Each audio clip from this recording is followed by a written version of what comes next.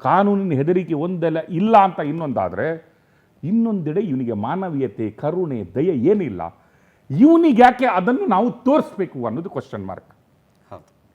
ಇವನಿಗಿಲ್ಲದ ದಯೆ, ಕರುಣೆ, ಇವನಿಗಿಲ್ಲದ ಮನುಷ್ಯನ ಮೇಲಿರುವ ಒಂದು ಮಮತೆ, ಒಂದು ಜೀವದ ಮೇಲಿರುವ ಆಸೆ ಇವನಿಗೆ ಯಾಕಾಗಿ ಕೋರ್ಟ್ ಆಗಲಿ, ಪೊಲೀಸ್ ಆಗಲಿ, ಅಥವಾ ಜಡ್ಜ್ಮೆಂಟ್ಗಳಾಗಲಿ, ಅಥವಾ ಜನಸಾಮಾನ್ಯರಾಗಲಿ ತೋರಿಸ್ಬೇಕು ಅನ್ನೋದು.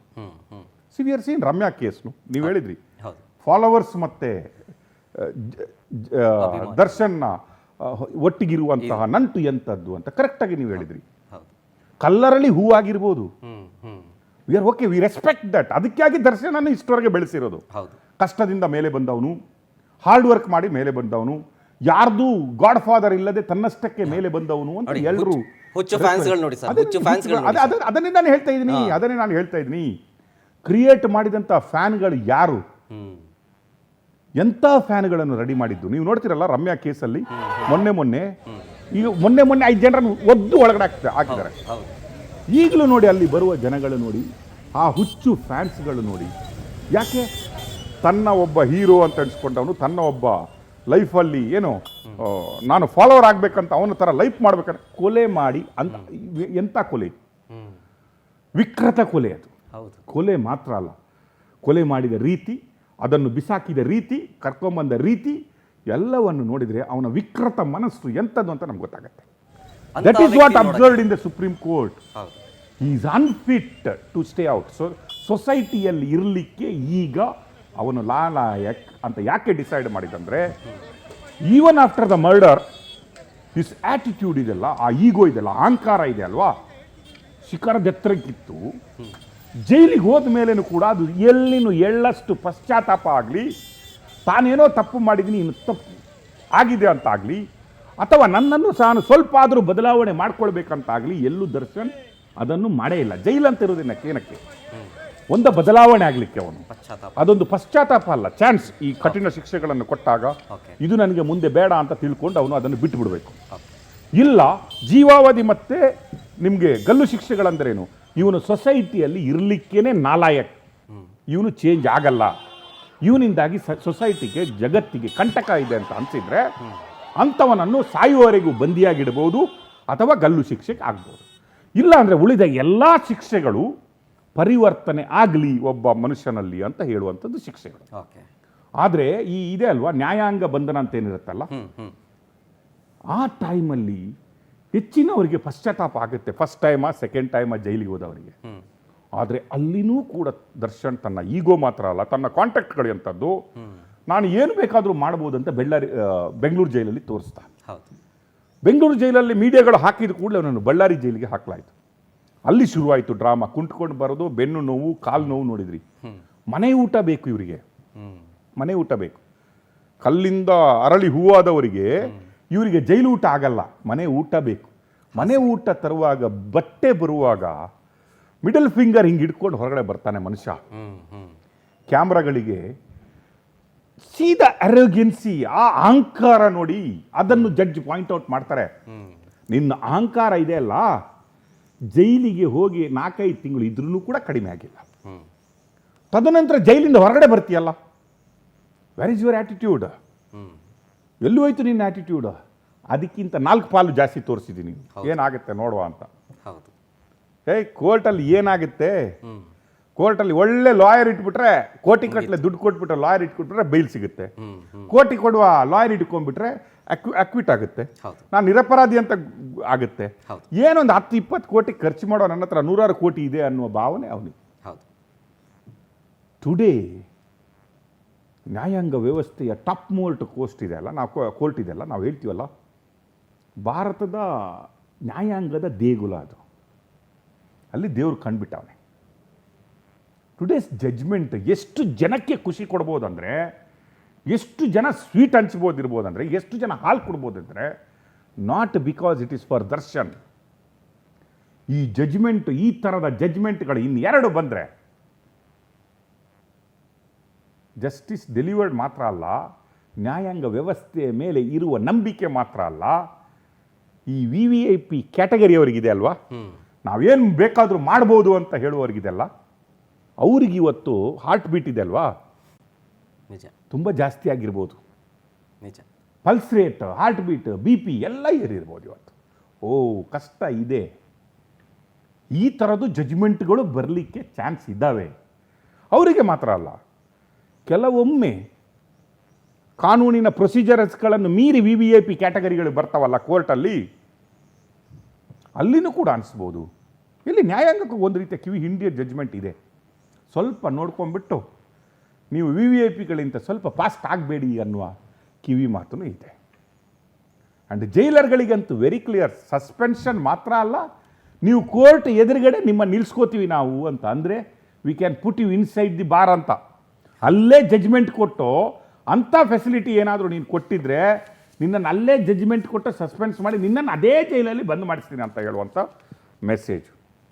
ಜೈಲಲ್ಲಿ ಏನೆಲ್ಲ ಸಿಗಲ್ಲ, ಡ್ರಗ್ಸ್ ಸಿಗುತ್ತೆ, ಮೊಬೈಲ್ ಸಿಗುತ್ತೆ, TV ಸಿಗುತ್ತೆ, ಎಲ್ಲ ಫೆಸಿಲಿಟಿಗಳು ಸಿಗ್ತವೆ. ಈಗ ಯಾವ ಫೆಸಿಲಿಟಿಗಳು ಸಿಗಬಹುದು ಅನ್ನೋದನ್ನು ಪ್ರೂವ್ ಮಾಡುತ್ತೆ ಇದು. ಅದಕ್ಕೆ ಹೇಳಿದ್ದು ಈ ಕಾಪಿಗಳನ್ನು ಎಲ್ಲ ಜೈಲರ್ಗಳ ಕೈಗೂ ಒಂದು ತಲುಪಿಸಿ ಅಂತ ಹೇಳಿರ್ಬೋದು. ನೀವು ನಾನು ಹೇಳ್ತೀನಿ, ನಾಳೆ ಇನ್ನೊಂದು ಫೋಟೋ ಲೀಕ್ ಆಯ್ತು ಅಂತ ತಿಳ್ಕೊಳ್ಳಿ, ಈಗ ದರ್ಶನ್ ಫೋಟೋ ಅಲ್ಲ, ನಾಳೆ ಇನ್ನೊಂದು ಫೋಟೋ ಲೀಕ್ ಆಯ್ತು ಅಂತ ತಿಳ್ಕೊಳ್ಳಿ, ಯಾರಿಗೋ ಒಂದು ಕೈದಿಗೋ ಸಿಗರೇಟೋ ಅಥವಾ ಯಾವುದೋ ಒಂದು ಫೆಸಿಲಿಟಿ ಕೊಡೋದು ಬಂದರೆ ಈ ಜಜ್ಮೆಂಟ್ ಸೈಟೇಷನೇ ಸಾಕು. ಹೌದು. ವಿದಿನ್ 5 minutes ಅವನು ಸಸ್ಪೆನ್ಷನ್ ಮಾತ್ರ ಅಲ್ಲ, ಅವನು ಡಿಸ್ಮಿಸ್ ಆಗಿಬಿಡ್ಬೋದು. ಈ ಸೈಟೇಷನ್ ಒಂದು ಸಾಕು. ಯಾವುದೇ ಒಂದು VVIPಗೆ ಇಂಥ ಬೇಲ್ಗಳಿಗೆ ಅಪ್ಲಿಕೇಶನ್ಗಳು ಬಂದಾಗ ಇಡೀ ಹೈಕೋರ್ಟ್ಗಳಲ್ಲಿ ಈ ಜಡ್ಜ್ಮೆಂಟನ್ನು ಸೈಟೇಷನ್ ಆಗಿ ಯೂಸ್ ಮಾಡಲಾಗುತ್ತೆ. ಸುಪ್ರೀಂ ಕೋರ್ಟದ ಲ್ಯಾಂಡ್ಮಾರ್ಕ್ ಜಡ್ಜ್ಮೆಂಟನ್ನು ಯೂಸ್ ಮಾಡಲಾಗುತ್ತೆ. ಇದು ನಾನು ಹೇಳಿದ್ದು. Why it is called landmark judgement ಅಂದರೆ ದರ್ಶನ್ ಕಡೆಗೂ ಒಂದು ಜನಸಾಮಾನ್ಯರಿಗೆ ಒಂದು ಒಳ್ಳೆಯದೇನಾದರೂ ಮಾಡಿದ್ದಾರೆ ಅಂದರೆ ಈ ಒಂದು ಜಡ್ಜ್ಮೆಂಟನ್ನು ತರಿಸ್ಕೊಂಡ್ಬಿಟ್ಟ. Very clear, judge is very clear in his mind, justice is very clear in mind. ಅವರು ಎವ್ರಿ ಆರ್ಗ್ಯುಮೆಂಟ್ ನೀವು ನೋಡ್ತೀರಾ, ಆರ್ಗ್ಯುಮೆಂಟನ್ನು ನಾವು ನೋಡಿದ್ದೀವಿ, ಡಿಸ್ಕಸ್ ಮಾಡಿದ್ದೀವಿ. Every single points is asked ಪ್ರಾಸಿಕ್ಯೂಷನ್ಗೆ. ಏನಕ್ಕೆ ನೀವು ಹೆಂಗೆ ಅಲ್ಲೇ ಇದ್ದೀರಿ ಅಂತ ಹೇಳ್ತೀರಿ. ಅವ್ರು ಹೇಳ್ತಾರೆ ಕೊಲೆ ಆಗಿದೆ ಸರ್, ನೋಡಿ ಸರ್ ಎದುರುಗಡೆ ಹಿಂದುಗಡೆ ಒಂದು ಬಸ್ ಇದ್ದ ಬಂಪರಲ್ಲಿ ರಕ್ತದ ಕಲೆಗಳಿದ್ದಾವೆ ಸರ್, ಎಲ್ಲಿಂದ ಎತ್ಕೊಂಡು ಬಂದ ಸರ್, ಎಲ್ಲಿಗೆ ಕರ್ಕೊಂಡು ಬಂದ್ರೆ ಸರ್, ಹೆಂಗೆ ಹೊಡೆದ್ರು ಸರ್, ಯಾವ ಗಾಡಿಯಿಂದ ಬಂದರು, ಯಾವ ಗಾಡಿಯಿಂದ ಹೋದರು, ಯಾರಲ್ಲಿ ಐ ವಿಟ್ನೆಸಸ್ ಇದ್ದ, ಎಷ್ಟು ದಿನಕ್ಕೆ ಐ ವಿಟ್ನೆಸ್ಸನ್ನು ಅರೆಸ್ಟ್ ಮಾಡಲಾಯಿತು, ಅವನ ಸ್ಟೇಟ್ಮೆಂಟ್ ತಗೊಳ್ಳಲಾಯಿತು, ಎಷ್ಟು ಜನ ಅಪ್ರೂವರ್ ಇದ್ದಾರೆ, ಎಲ್ಲಿ ಪಾರ್ಟಿ ಮಾಡ್ಕೊಂಡು ಬಂದ, ಆ ಶೆಡ್ ಯಾರ್ದು, ರೇಣುಕಾಸ್ವಾಮಿ. ಹೌದು, ರೇಣುಕಾಸ್ವಾಮಿ ಮಾಡಿದ್ದು ಸರಿ ಅಂತ ನಾವು ಇವತ್ತು ಹೇಳಲ್ಲ, ಎಲ್ಲೂ ಹೇಳಿಲ್ಲ. ಹೌದು, ಒಬ್ಬರ ಹೆಂಡತಿಗಾಗಲಿ, ಒಬ್ಬರ ತಾಯಿಗಾಗಲಿ, ಒಂದು ಹುಡುಗಿಗಾಗಿ ಯಾರಿಗಾದ್ರಿ ಆ ರೀತಿಯ ಅಶ್ಲೀಲ ಮೆಸೇಜ್ಗಳನ್ನು ಕಳಿಸುವುದು, ಅಶ್ಲೀಲ ಫೋಟೋಗಳನ್ನು ಕಳಿಸುವುದು ತಪ್ಪು. ಅದೇ ಹೇಳಿದ್ದು, nobody is above the law or below the law ಅಂತ. ಅದೇ ರೀತಿ ದರ್ಶನ್ ಏನಾದರೂ ಲಾ ಫಾಲೋ ಮಾಡ್ತಾ ಇದ್ರೆ, ಪವಿತ್ರ ಗೌಡ ಅವರು ಏನಾದರೂ ಲಾ ಫಾಲೋ ಮಾಡಬೇಕಿತ್ತು, ಅವನ ಮೇಲೆ ಒಂದು ಕಂಪ್ಲೇಂಟ್ ಕೊಡಬೇಕಿತ್ತು, ಅವನನ್ನು ಅರೆಸ್ಟ್ ಮಾಡಿಸಬೇಕಿತ್ತು, ಅವನಿಗೆ ಕಾನೂನಿನ ಮೂಲಕವೇ ಉತ್ತರ ಕೊಡಬೇಕಿತ್ತು, ಜೈಲಿಗೆ ಹಾಕಿಸ್ಬೇಕಿತ್ತು. ಆಗ ನಾವು ಕೂಡ ಕೂತ್ಕೊಂಡು ರೇಣುಕಾಸ್ವಾಮಿಯನ್ನು ಖಂಡಿಸ್ತಾ ಇದ್ವಿ. ರೇಣುಕಾಸ್ವಾಮಿ ಮಾಡಿದ ಏನು ಆ ಕೆಲಸ ಇದೆ ಅಲ್ವ, ಅದು ಸರಿ ಅಂತ ನಾವು ಹೇಳಲ್ಲ. ಬಟ್ ಇವತ್ತು ರೇಣುಕಾಸ್ವಾಮಿ ಹೆಂಡತಿ, ಆಗ ಹೊಟ್ಟೆಲಿದ್ದಂಥ ಮಗು, ಈಗ ಜಗತ್ತು ನೋಡ್ತಾ ಇದೆ, ತಂದೆಯನ್ನೇ ನೋಡಿದಂಥ ಮಗು, ಇವತ್ತು ಕಣ್ಣೀರಿಡ್ತಾ ಇರುವ ಆ ತಂದೆ ಇದೆ ಅಲ್ವಾ, ಬಡವರು, ಸಾಮಾನ್ಯ ಜನ, ಅವರಿಗೆ ಸುಪ್ರೀಂ ಕೋರ್ಟ್ ಆಫ್ ಇಂಡಿಯಾ ಇವತ್ತು ಜಸ್ಟಿಸ್ ನಾವು ನಿಮ್ಮೊಟ್ಟಿಗೆ ಕೊಡ್ತೀವಿ, ನಿಮ್ಮೊಟ್ಟಿಗೆ ಇದ್ದೀವಿ ಅಂತ ಹೇಳಿದರೆ, ಒಬ್ಬ ಕಾಮನ್ ಪರ್ಸನ್, ಒಬ್ಬ ಸಾಮಾನ್ಯ ಪ್ರಜೆಗೆ ದೇಶದ ಕಾನೂನಿನ ಮೇಲೆ, ದೇಶದ ನ್ಯಾಯಾಂಗದ ಮೇಲೆ ಯಾವ ರೀತಿಯ ಆತ್ಮವಿಶ್ವಾಸ ಮತ್ತು ಗೌರವ ಇವತ್ತು ಬಂದಿರ್ಬೋದು ಹೇಳಿ. 1 day ಬಿಫೋರ್ ಸ್ವಾತಂತ್ರ್ಯ ದಿನಾಚರಣೆ, ಒಂದು ದಿನ ಇದೆ, ಇವತ್ತು ಇವನ ಸ್ವಾತಂತ್ರ್ಯ ಹೋಗಿರಬಹುದು, ಈಗ ಪುನಃ ಜೈಲಲ್ಲೇ ಸ್ವಾತಂತ್ರ್ಯ ದಿನಾಚರಣೆ ಮಾಡ್ಕೊಬೋದು. ಇನ್ನೂ ಕಾಲ ಮಿಂಚಿಲ್ಲ ಅಂತಲೇ ಹೇಳ್ಬೋದು. ಓಕೆ, ಈಗಲಾದರೂ ತನ್ನ ಆ್ಯಟಿಟ್ಯೂಡನ್ನು ಸರಿ ಮಾಡಿಕೊಂಡು ಜೈಲಲ್ಲಿ ಕರೆಕ್ಟಾಗಿ ಬದುಕಿದರೆ, ಏನೋ ಟ್ರಯಲ್ ಆದಮೇಲೆ ಆದರೂ ಒಪ್ಪ ಸ್ವಲ್ಪ ಕ್ಯಾರೆಕ್ಟರ್ ಚೇಂಜ್ ಆಗಿದೆ ಅನ್ನೋ ಸ್ಥಿತಿ ದರ್ಶನ್ ಬಂದರೆ ಒಳ್ಳೆಯದು ಅಂತ ಅನಿಸುತ್ತೆ ನನಗೆ. ಇಲ್ಲ ಇನ್ನೂ ಒಮ್ಮೆ ಕೋರ್ಟಿಗೆ ಕರ್ಕೊಂಡು ಬರುವಾಗ, ಕೋರ್ಟಿಗೆ ಕರ್ಕೊಂಡು ಬರ್ತಾರಲ್ಲ, ಇನ್ನು ಮಿಡಲ್ ಫಿಂಗರೋ ಸೈಡ್ ಫಿಂಗರೋ ಓಕೆ ತಮ್ ಫಿಂಗರು, ನಾಲಿಗೆ, ಬಾಯಿ, ಎದೆ ಉಬಿಸ್ಕೊಂಡ್ಬಿಟ್ಟು, ಕರೆಕ್ಟ್ ಅಲ್ವಾ? ಹೌದು. ಅದನ್ನು ತೋರಿಸ್ಕೊಂಡ್ಬಿಟ್ಟು ಬಂದರೆ ಅದು ದುರ್ದೈವ ಅಂತ ಹೇಳ್ಬೋದು. ನೀನು ಏನು ಮಾಡಿದ್ರು, ಯಾರೇನು ಮಾಡಿದ್ರು ನೀನು ಚೇಂಜ್ ಮಾಡಲ್ಲ ಅಂತ ಹೇಳಿದ್ರೆ, ನೀವೇ ಹೇಳಿದಂಗೆ ದರ್ಶನಿನ ಮೊದಲ ಶತ್ರು ಯಾರು ಅಂತ ಕೇಳಿದ್ರೆ ದರ್ಶನ್ನ ಅಹಂಕಾರ. ದರ್ಶನ್ನ ಅಹಂಕಾರ, ಈಗೋ, ದರ್ಶನ್ನ ಆಟಿಟ್ಯೂಡ್. ದರ್ಶನ್ ನನಗಿಂತ ದೊಡ್ಡವರು ಯಾರೂ ಇಲ್ಲ, ನನಗೆ ಯಾರು ಏನು ಮಾಡಲಿಕ್ಕಾಗಲ್ಲ ಅನ್ನೋದನ್ನು ತಿಳ್ಕೊಂಡು, ಯಾರೇ ಟಿಟ್ ಫಾರ್ ಟ್ಯಾಟ್. ಅವನು ಒಂದು ಹೇಳಿದ್ರೆ ನಾನು ಎರಡು ಹೇಳ್ತೀನಿ ಏನಾಗುತ್ತೆ ಅಂತ. ನೀವು ನೋಡಿದ್ರಿ ಸುಮಲತಾ ಅವರಿಗೆ ತಾಯಿ ಅಂತ ಇತ್ತು. ತಾಯಿ, ನಾನು ಮಂಡ್ಯದ ಎಲೆಕ್ಷನಲ್ಲಿ ತಾಯಿ ಅಂತ ಇತ್ತು. ಏನೋ ಒಂದು ಮಾತಿಗೆ 2 ಟ್ವಿಟ್ ಬಂದುಬಿಡ್ತು ಹೊರಗಡೆ ಬಂದ ಮೇಲೆ. See the way of dealing, way of dealing. ಅದನ್ನು tit for tat within second ಕೊಟ್ಬಿಡ್ಬೇಕು ನಾನು ಅಂತ. ಅದಕ್ಕೆ ಹುಚ್ಚು ಫ್ಯಾನ್ಸ್ ಬೇರೆ. ಜೈ ಡಿ ಬಾಸ್, ಜೈ ಡಿ ಬಾಸ್ ಅಂತ. ನೋಡಿ ಈಗ ಜೈಲು ಬರೋ ಮಾಡಿ, ಡಿ ಬಾಸ್ ಒಳಗಡೆ ಹೋಗಾರಲ್ಲ, ನೀವು ಕೂತ್ಕೊಳ್ಳಿ, ಚೇಂಜ್ ಆಗಿ. ಅದೇ ರಮ್ಯಾ ಅವರು ಹೇಳ್ತಾ ಇದ್ದಿದ್ದು, ಟ್ವಿಟ್ ಮಾಡ್ತಾ ಇದ್ದಿದ್ದು, ನ್ಯಾಯ ಎಲ್ರಿಗೆ ಒಂದೇ ಅಂತ ಅಷ್ಟೇ ಹೇಳಿರೋದು. ಐ ಹೋಪ್ ನ್ಯಾಯ ಸಿಗುತ್ತೆ, ನ್ಯಾಯ ಎಲ್ರಿಗೆ ಒಂದೇ ಅಂತ. ಏನೆಲ್ಲ ಬರೆದ್ರಿ ಒಂದು ಹೆಣ್ಮಕ್ಳ ಬಗ್ಗೆ. ನಿಮ್ಮ ಡಿ ಬಾಸ್ ಅವರ ಫ್ರೆಂಡಿಗೆ ಬರೆದಾಗ ಕೊಲೆ ಮಾಡಿದ್ದು ಸರಿ ಅಂತ ವಾದಿಸಿದ ಫ್ಯಾನ್ಸು ಇದ್ದಾರೆ. ಹೌದು, ರೇಣುಕಾಸ್ವಾಮಿ ಮಾಡ್ದ, ನಮ್ಮ ಡಿ ಬಾಸ್ ಕೊಂದ್ರು, ಸರಿ, that is argument. D boss follower argument ಇತ್ತು. ಹೌದಪ್ಪ, ನಮ್ಮ ಬಾಸ್ ಹೆಂಡ್ತಿಗೋ ಫ್ರೆಂಡ್ಗೋ ಗರ್ಲ್ ಫ್ರೆಂಡ್ಗೋ ಮಾಡ್ದ, ಅವ್ರು ಬಿಟ್ಟಿಲ್ಲ, ಕೊಂದುಬಿಟ್ರು ನಮ್ಮ ಬಾಸ್. ಗ್ರೇಟ್ ಡಿ ಬಾಸ್, ಅವನಿಗೆ ಸರಿಯಾಗಬೇಕಿತ್ತು ಅಂತ ಹೇಳಿದ್ರು.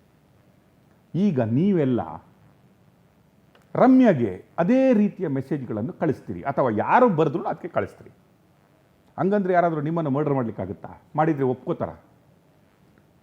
ನಿಮ್ಮ ಯಾರು ಅಣ್ಣ ತಮ್ಮ ಮಾಡಿದ್ದಾರೆ, ಅವರನ್ನು ಮರ್ಡರ್ ಮಾಡಿದರೆ ನೀವು ಒಪ್ಕೋತೀರಾ? ಇಲ್ಲ, ಲಾ ಇದೆ. ಅದಕ್ಕೆ ರಮ್ಯಾ ಅವರು ನ್ಯಾಯಾಂಗ ವ್ಯವಸ್ಥೆಗೆ, ಕಾನೂನಿಗೆ ಮೊರೆ ಹೋದರು. ಸ್ವಾಮಿ, ನನಗೆ ಹಿಂಗೆ ಮಾಡ್ತಾರೆ, ಇದಕ್ಕೆ ಒಂದು ಮಹಿಳಾ ಆಯೋಗ ಇದೆ, ಅದಕ್ಕೆ ಕಂಪ್ಲೇಂಟ್ ಕೊಡ್ತೀನಿ, ಪೊಲೀಸ್ ಕಂಪ್ಲೇಂಟ್ ಕೊಡ್ತೀನಿ ಅಂತ ನ್ಯಾಯಾಂಗ ವ್ಯವಸ್ಥೆಯ ಮೂಲಕ ಹೋರಾಡಿದರು. ಅದರ ಪರಿಣಾಮನೂ ನಾವು ನೋಡಿದ್ವಿ. ಎಷ್ಟು ಜನ ಅರೆಸ್ಟ್ ಆಗಿದ್ದಾರೆ, ಎಷ್ಟು ಜನ ಹುಡುಕ್ತಾವ್ರೆ ಅಂತ ನೋಡಿದ್ವಿ. ಅದನ್ನೇ ದರ್ಶನ್ ಅಥವಾ ಪವಿತ್ರ ಗೌಡ ಮಾಡಿದರೆ ಆ ದಿನ, ಪವಿತ್ರ ಗೌಡ ಮೇಡಮ್ ಆವತ್ತೇ ಹೋಗ್ಬಿಟ್ಟು ಸೀದಾ ಸ್ಟ್ರೈಟ್ ಅವೇ ರೇಣುಕಾಸ್ವಾಮಿ ಕಳಿಸಿದ ಅಶ್ಲೀಲ ಮೆಸೇಜ್ಗಳನ್ನು ಮತ್ತು ಫೋಟೋಗಳನ್ನು ತಗೊಂಡೋಗಿ ಮಹಿಳಾ ಆಯೋಗಕ್ಕೋ ಪೊಲೀಸ್ ಸ್ಟೇಷನ್ಗೆ ಕೊಟ್ಟಿದ್ದರೆ ಒಂದು ರೋಲ್ ಮಾಡಲ್ ಆಗ್ತಾಯಿದ್ರು ಅಥವಾ ಮಾದರಿ ಆಗ್ತಾಯಿದ್ರು. ಆದರೆ ಮಾಡಿದ ಕೆಲಸ ಏನು? ಸೀದಾ ಆ್ಯಟಿಟ್ಯೂಡ್. ದರ್ಶನ್ಗೆ ಮಾತ್ರ ಅಲ್ಲ, ಆ ರೀಲ್ಸ್ ರಾಣಿಯ ಆ್ಯಟಿಟ್ಯೂಡ್ ನೋಡಿ ಇವತ್ತು ಕೂಡ. There is anything changed? Anything changed? ಅಲ್ಲಿಗೂ ಟ್ವಿಟ್, ಬೆಳಗ್ಗೆ ಎದ್ದು ಟ್ವಿಟ್ ಇತ್ತು, ಜಸ್ಟಿಸ್ ವಿಲ್ ಬಿ ಡೆಲಿವರ್ಡ್ ಅಂತ. ಡೆಲಿವರಿ ಆಯಿತು, ಕಾನೂನು ಡೆಲಿವರಿ ಆಯಿತು, ಜಸ್ಟಿಸ್ ಡೆಲಿವರಿ ಆಯಿತು. ಏನು ಅಂತ ಗೊತ್ತಾಯಿತು ಮೇಡಮ್. ಈಗ ದೇವರಿದ್ದಾನೆ, ವೆಯ್ಟ್ ಮಾಡ್ತಾನೆ ಅಂತ.